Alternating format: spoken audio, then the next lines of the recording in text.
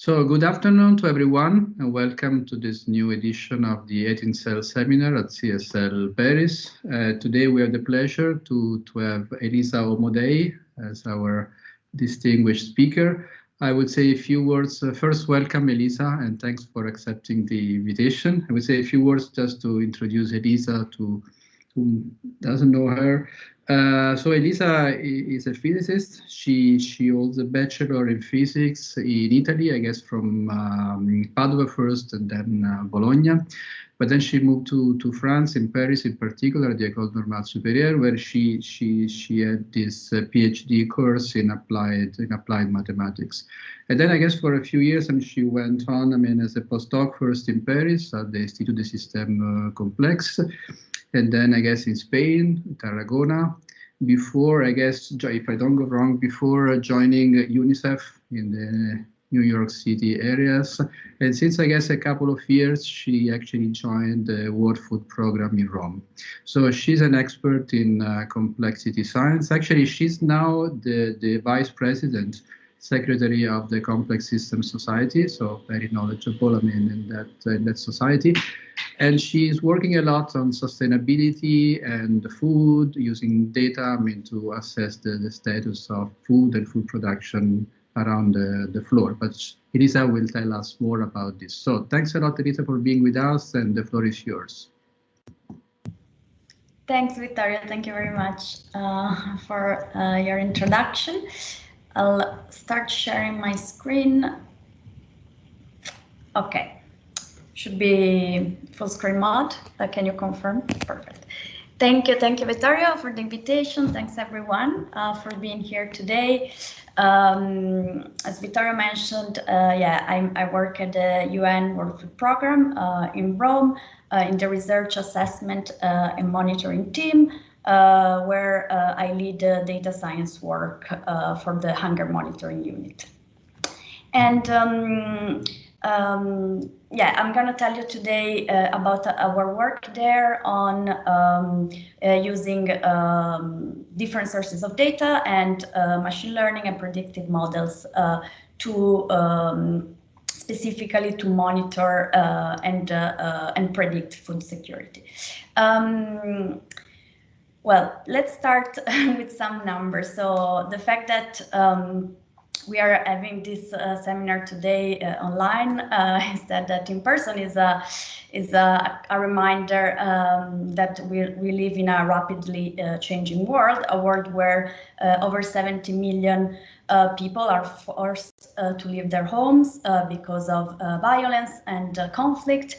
A world where extreme weather events, epidemic outbreaks are steadily increasing, where more than 2/3 of the population is estimated to be living in urban areas by 2050, and also where global poverty has taken yet another toll because of this pandemic. So in this context, it is of the most fundamental importance to understand where the most vulnerable people are, how many they are, and what it is that makes them vulnerable and more vulnerable than others to this kind of threats. So these are the key questions that the Hunger Monitoring Unit and the Vulnerability Analysis Mapping team at WFP is tackling. So how do we start to go about this? Well, like in all other fields, the first key bit is to have data. So we start from the data, but what data exactly? So traditionally, socio-economic characteristics and vulnerability have been measured and monitored through assessments like face-to-face surveys, census, public registries, and this kind of, let's say, traditional ways. But in recent years, a big body of literature has started to show that there's other data that we are producing on a daily basis that is carrying more than the information that is than its original purpose, let's say. So all the traces that we leave behind on the web on a daily basis when we use our laptops, our phone, the records that we leave behind by using not only like internet data, but even just by making calls or sending SMS. And then also, like nowadays, all these satellites and drone images that are produced on a daily basis worldwide. All of this data has been the subject of explorations of recent studies, and I will go now through a few examples before I move to food security specifically. So. This study, for example, by a group of researchers at Berkeley, where they showed that like poverty could be mapped using phone records. So yeah, poverty is one of the first socio-economic vulnerabilities that has been explored by this kind of studies. So for example, in this work, they combine, they use a very unique data set. Basically, they have access to the results of a poverty survey that was performed interviewing around 1,000 people in Rwanda. So they have access to the results of the survey as well as the phone records of the individuals that replied to the survey. So for each individual, they have their phone activity as well as their information on their wealth.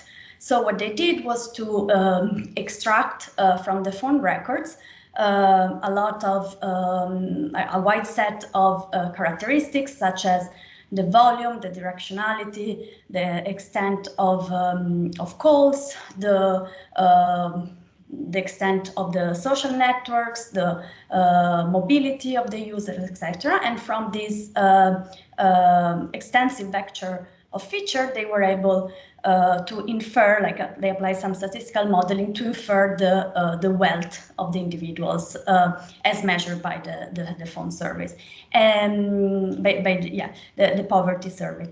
And so by testing and validating the model on this subset of the users, then they showed that they were able to build these maps of these quite high resolution maps of wealth for the whole country of Rwanda. This other study by a group at Stanford, what they did was to basically reach the same goal. So they also wanted to try and map and predict poverty in they had data for four different African countries. And what they did is that they used a different data source. So they reverted this time to satellite imagery. So they combined both night light intensity imagery with daytime high resolution satellite imagery.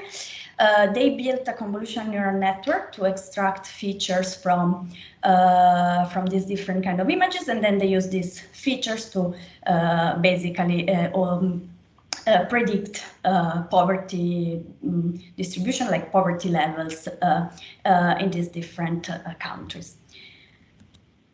Another kind of of vulnerability of that has been explored is integration of immigrant communities. So just to give a couple of examples, this one study by Lavanda and collaborators, they collected Twitter data from across around 50 countries around the world. Then they used NLP, natural language processing techniques to try and extract and label each tweet with the language that it was written in, and then they use this information basically to spatially map within the cities the distribution of languages, and then use this to basically measure what is the level of integration of immigrants by looking at how the different languages are distributed within the city, and how the network behind is constructed. In a similar study, Bayardi and collaborators did something similar, but using instead mobile phone records. So they had mobile phone records for the city of Milan, and what they did was they looked at the international codes of all the calls and texts made and received by the users in their dataset, and so they used this as a proxy, like instead of a language, to also build these maps of how migrants are distributed within the city of Milan and how well they are integrated. Then finally, also gender has been the focus of some of recent studies.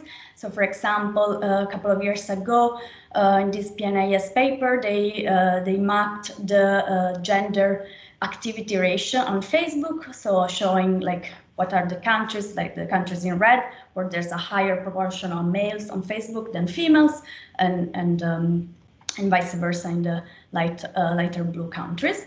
And in this other study by Govan and collaborators, they used again mobile phone records they had access to data for the metropolitan area of Santiago del Chile, and basically they looked at mobility patterns of women and men within the city and looked at the difference between these patterns, and they found that not only women move less and visit fewer locations, but also that a higher mobility gap is correlated with socio-economic inequalities as well in the same area.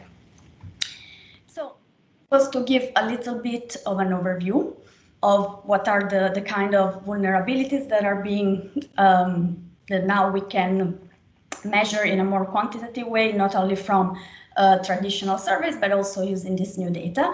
And now what I'd like to do is to tell you a bit more about the work that my colleagues and I have been carried out in the last couple of years at the World Food Programme on specifically trying to map and predict food insecurity.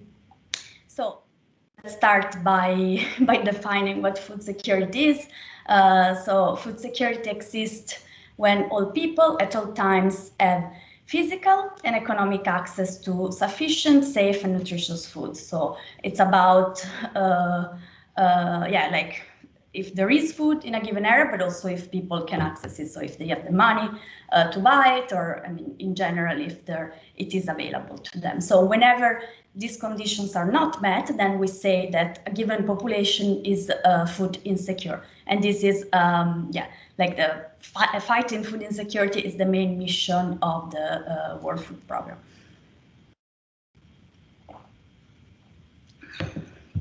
So how can we measure food insecurity? Well, of course, there are many dimensions to it. One key indicator that WFP is collecting consistently, and that is the metric that I will describe now and use in the rest of my presentation as our metric of food insecurity, is the food consumption score. So this is a score that is obtained through household surveys. What we ask our responders is how frequently in the last week they have eaten foods from the different food groups, from vegetable to meat, cereals, etc. And then these frequencies are summed up in a weighted manner, where more nutritious food have higher weights than less nutritious one, and this weighted sum composes this food consumption score. So the higher the food consumption score, the better the diet is. So once for a given household we calculate the food consumption score, then using some standard threshold that have been defined by our food security analysts, we then can label a household as pertaining to one of these three food consumption groups, so either poor, borderline, or acceptable. And then basically, if a household has a poor or a borderline food consumption, then we consider that household to be food insecure, so in a food insecurity situation. So this is how we define like how a specific like the food security situation of a specific household, and then what we do to characterize a given area at a given time is to perform hundreds of this kind of surveys, either face-to-face and increasingly so through rather through computer-assisted telephone interviews. So right now, our main method is to perform first phone surveys, and then when from all of these surveys, like basically we put them together by looking at all the households that have been classified as being poor, as having poor or borderline food consumption, based on the replies to the questionnaire, and then we have here our measure of food insecurity, basically the prevalence of people with insufficient food consumption in a given area at a given time. So we started like these food security assessments started over 15 years ago in several countries, in a face-to-face manner mostly. Then a few years ago, actually during the West Africa Ebola crisis back in 2013-14, WFP tested for the first time this at that time novel methodology, which is to try and do surveys in a remote fashion using calling people on their phones. Of course, like at that time, since it was very dangerous to move around and get in contact with people, that's how this all started. And then since then, different like this method has started to be used more and more. And then a couple of years ago, we actually started to collect this kind of information through like in what we call continuous monitoring system. So we do this on a daily basis. So every day we collect survey data from through phone surveys performed by local call centers around the world. So back in 2018, we started in Yemen, Syria, and the northeast of Nigeria.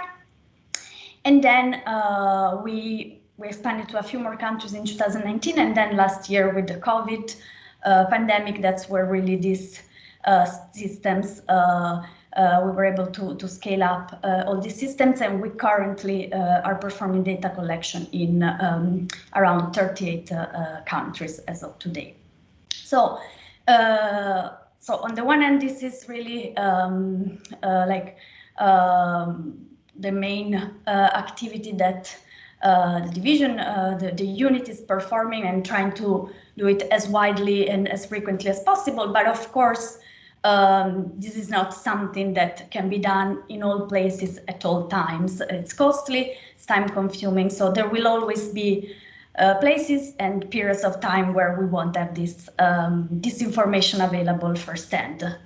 So what we wanted to explore as a data science team is if we can try and nowcast the food security situation in those areas where no survey data is currently available, using secondary data sources, a little bit in the same fashion of the studies that I showed earlier, like the studies on poverty, for example, as our inspiration, let's say, for this work. What we did was to answer this question was first to ask ourselves, okay, what are the main drivers of food insecurity? So what is the kind of information that we can collect and that we can use as a proxy to try and estimate food security? So experts in the domain identified three main drivers. One is conflict and physical insecurity. The second one is climate and weather extremes, and the third is economic shocks. Of course, there's many other factors playing a role.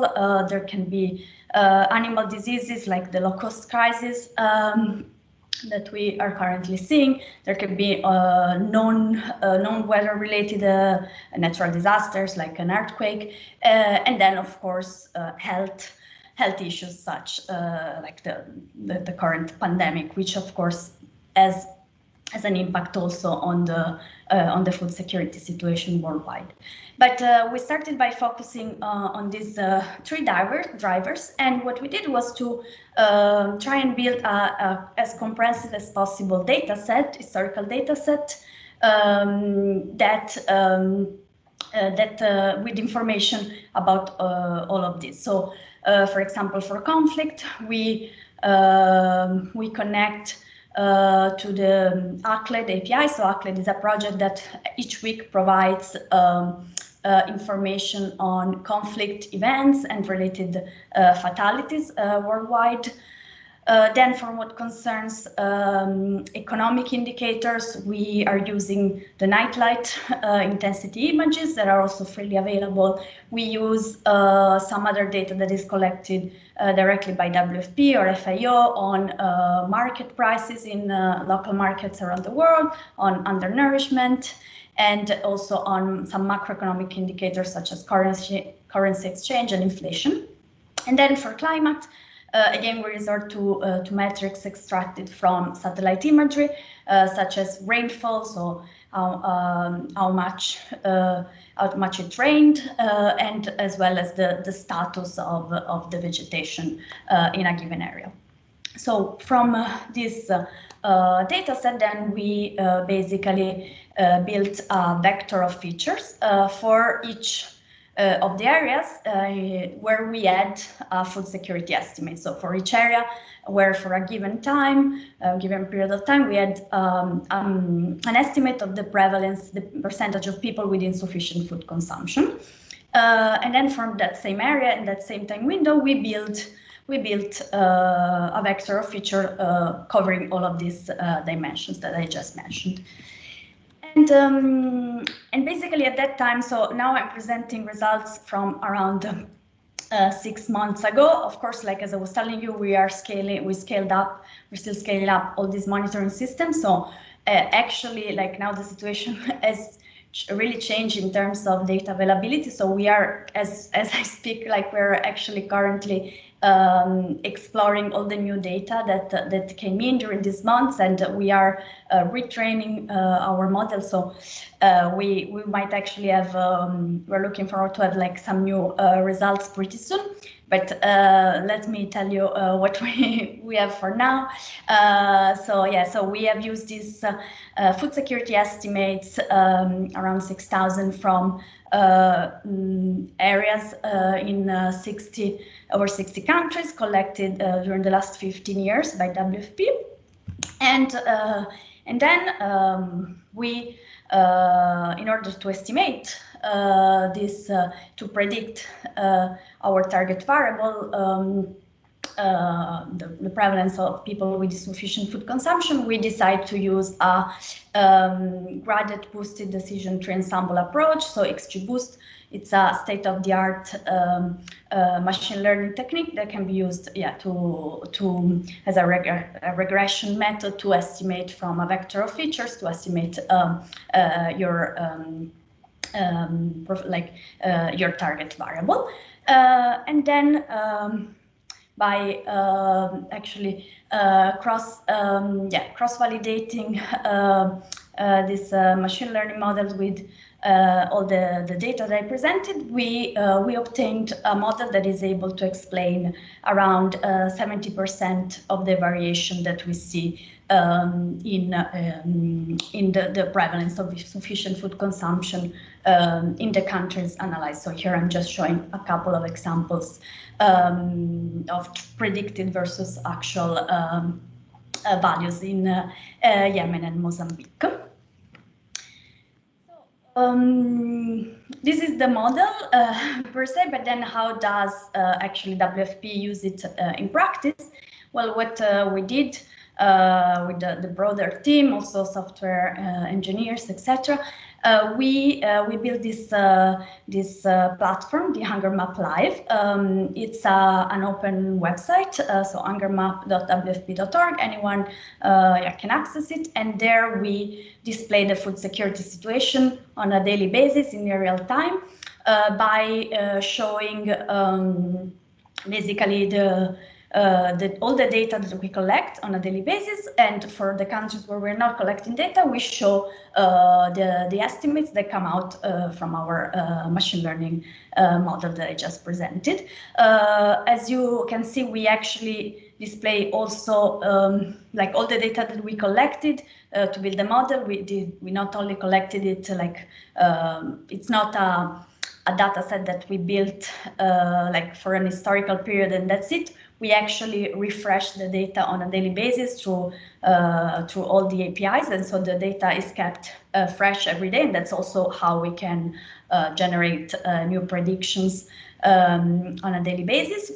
So the Hunger Map also displays conflict, vegetation, rainfall, etc., and the different drivers that I mentioned. So you can click on any country or select it here on the top left, and then basically you get a map of the country, and if you hover with the mouse on one of the areas, here North Darfur, for example, it shows you the prevalence and the number of people with insufficient food consumption that comes from the model.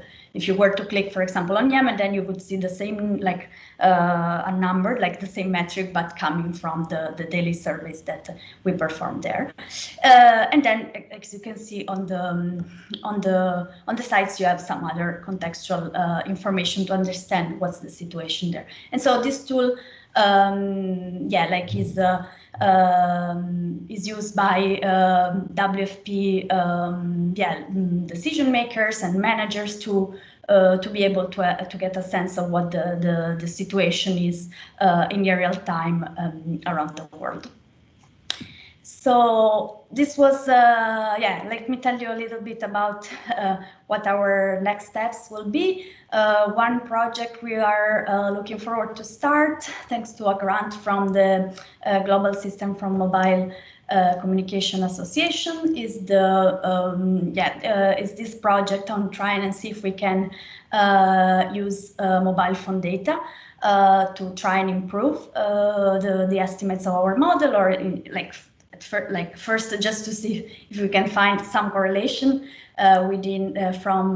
between features extracted from this data, such as phone activity, credit top-ups, human mobility, and food security from the same users or in a given area, and then see if this is the case, how this data can be used to inform and improve the models. And then secondly, what we're trying to do now is to move from nowcasting to forecasting. So right now what we do is to give an estimate of the food security situation in the areas where we're not doing the data collection, but what about estimating how the situation is likely to evolve in all those places where now we have this daily data coming in and basically giving rise to this very interesting time series that we're now trying to analyze in collaboration with ISI Foundation in Turin. And so basically we're looking at time series of the prevalence of people with poor and borderline diets, like insufficient food consumption, together with the evolution of the time series of all the other factors that I mentioned earlier. And that's it for today. Thank you very much for your attention, and looking forward to your questions.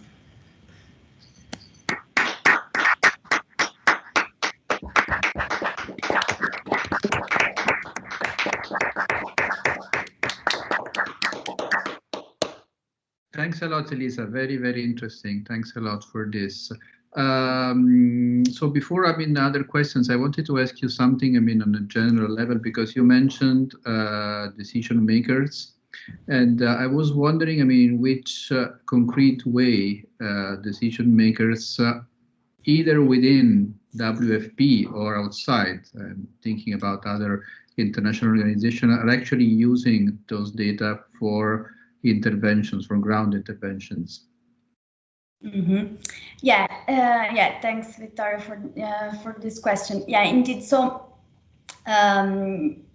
first of all, yeah, let me say that this is currently mostly being used at high level, so mostly headquarters level, to like mainly to try and understand what are the countries where the situation is deteriorating and try to act in advance on in terms of allocating resources and monies specifically. So let's say for now it's mostly like a global overview level, and what we do also to inform these people is not only actually to have the map, but from the map we are now also building a series of products that we then disseminate on a weekly basis, where we show like the overall trends. So putting together the different countries and so showing how the trends are changing, and also those dots that you were seeing earlier on the map, basically showing what are the places where, for example, conflict or hunger or like are deteriorating the most. So this is more for a global overview, and then at the same time we also create country-specific snapshots every week that we send to the management in the different country offices around the world. So for now, it's really used more as yeah, like sort of early warning, let's say, or at least in that direction, to see to make sure that we know when the situation is deteriorating. The goal of trying and do forecasting is also in that direction, to see if we can even know in advance, or at least estimate in advance how the situation is likely to change, so that even more like we can start planning also intervention. Of course, I mean, I have to say that the World Food Programme and humanitarian agencies in general, like, we're not used yet to actually have real-time data available. So we're sort of pushing there because we do see the value in this, but it's true that also, like, normally, you know, like the cycle of decision making and like funding allocation, etc., is not that fast. So we're also trying and push to see if having this data available can actually help also changing a little bit the way decisions are taken, because now this information is available and it wasn't before. Thank you. Thank you. Is there any question from the audience? I would like to know, you mentioned that in your feature vector, you include undernourishment data. And I wonder what kind of data this is, because it seems to be similar to score a food consumption score. Yeah, thanks, David. Well, yeah, so this is the data from, so undernourishment, the prevalence of undernourishment is actually a metric, an estimate that is provided on a yearly basis and on a country level basis. But it's computed by FAO, WFP, etc. It's reported every year around June in the so-called SOFI report.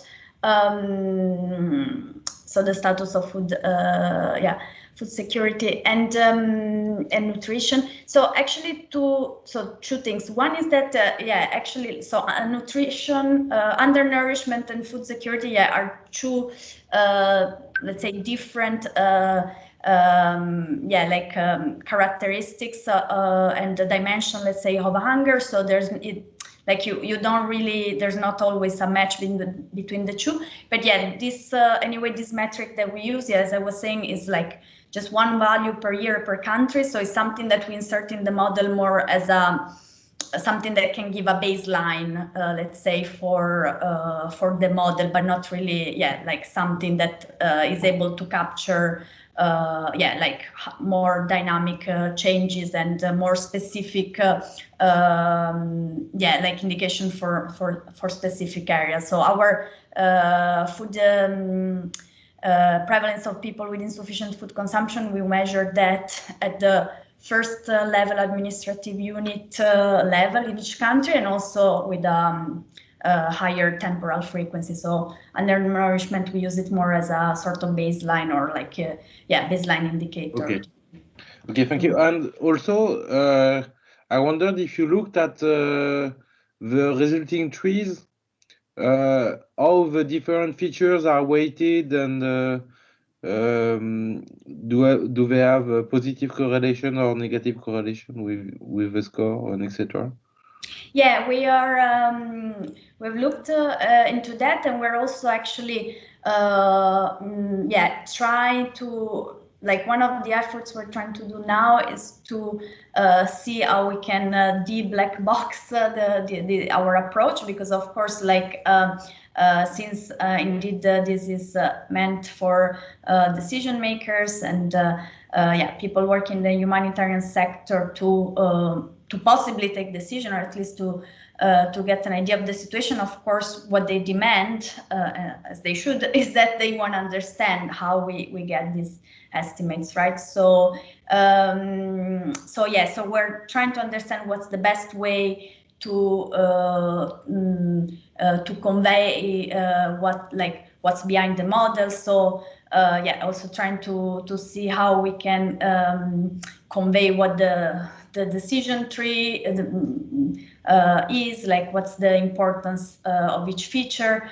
Some of them have a positive correlation, some of them have a negative one. So we're now, like, as we retrain the model with the new data, we're also coming up with ways to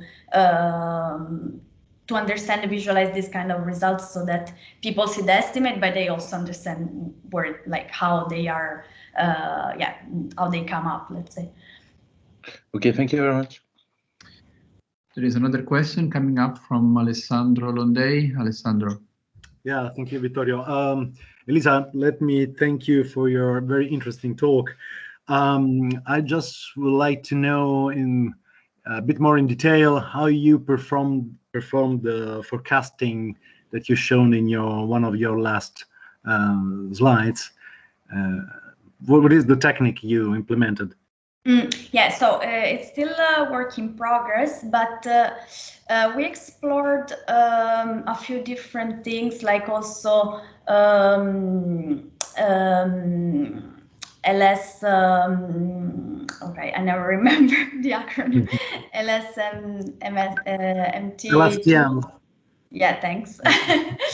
And but that was because that kind of techniques are able to really, like, use sort of time series data, right? So but that was a bit of let's say, like, too big of a hammer for the kind of time series that we had. So in the end, right now, what we ended up finding the best results with is again using XGBoost, but basically considering also, like, as features like the previous measurement of the different metrics. So not only a static view, and then basically we have we have different models for different time horizons. So that's the trick we're using right now. But also the forecasting piece is really a work in progress. So happy to explore new values. I actually,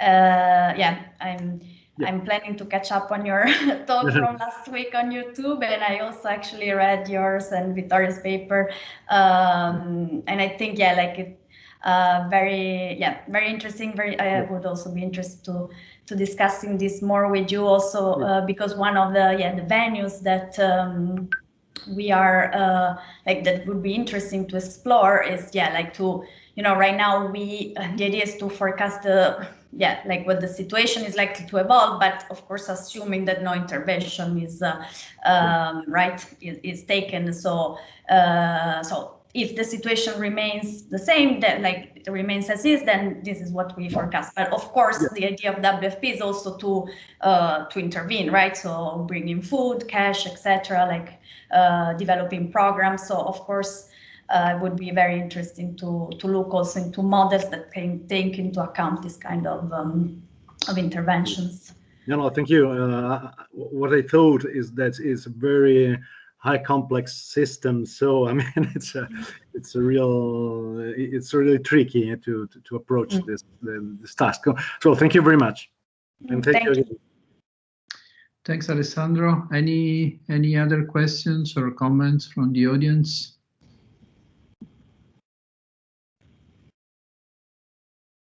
Doesn't seem so, but I guess we get enough.